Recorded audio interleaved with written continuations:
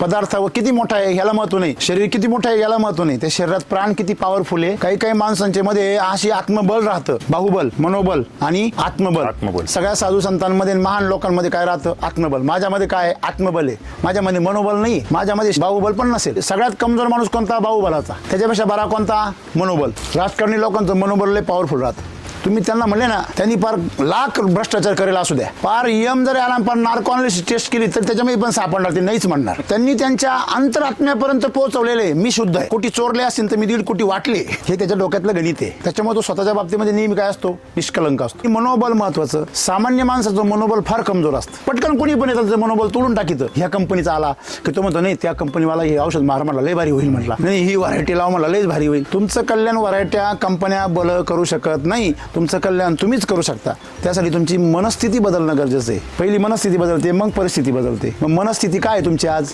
चंचल आहे. बाहेरून कोणतरी विलास करावा, आईचं मला ज्ञान मिळावं, अनुभवातूनच ज्ञान लक्षात ठेवा.